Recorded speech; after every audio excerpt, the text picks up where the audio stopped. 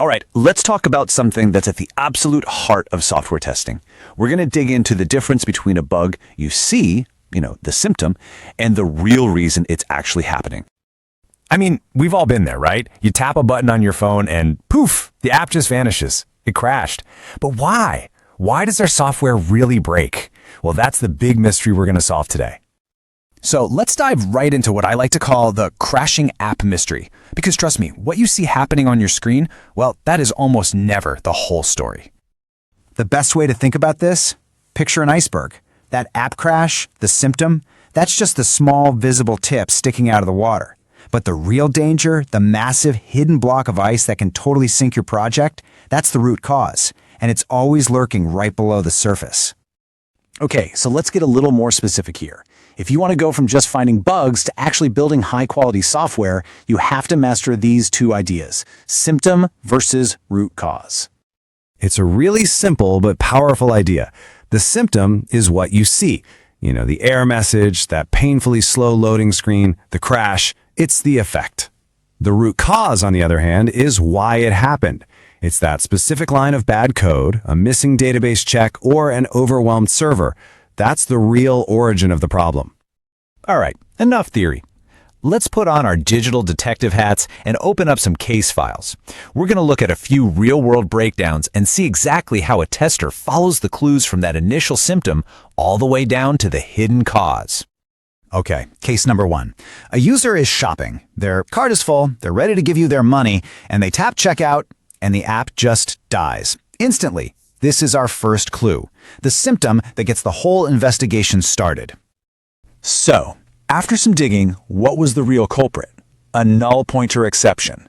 See, the app asked the server for some discount info, and the server basically sent back nothing, an empty or null value. The app's code had no idea what to do with that, so it just panicked and shut down. That is the root cause.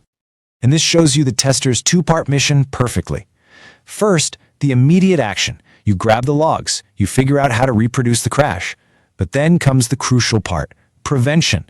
You propose new tests that specifically check for these empty responses, making sure this exact problem can never, ever happen again. Let's look at our next case. Now, the symptom here isn't a crash, but it can be just as bad for business. A product details screen that takes a super frustrating 10, maybe 15 seconds to load. We all know that's long enough for most people to just give up and leave. So our detectives start digging, and what do they find? The root cause is just incredibly inefficient image loading.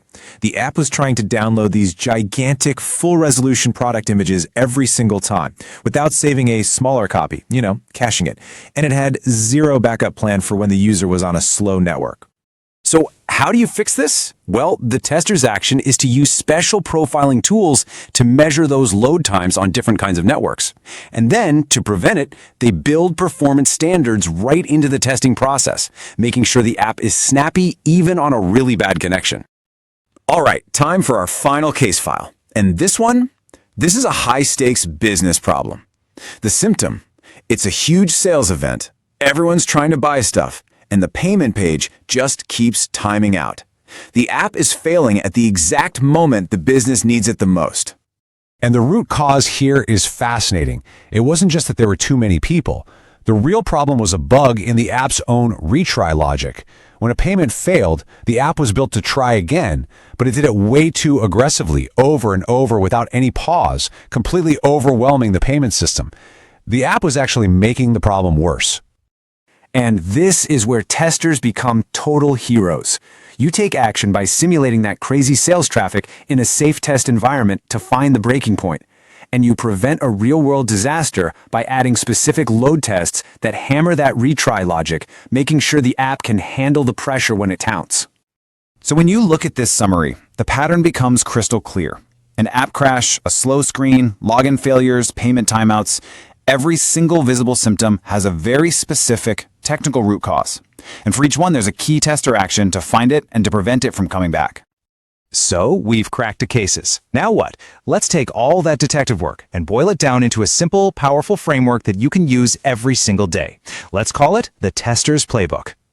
Here it is, just 4 simple steps. Number 1, observe the symptom.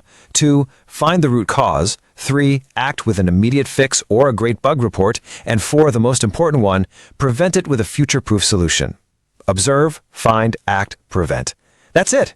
That's your mental model for being a true quality expert.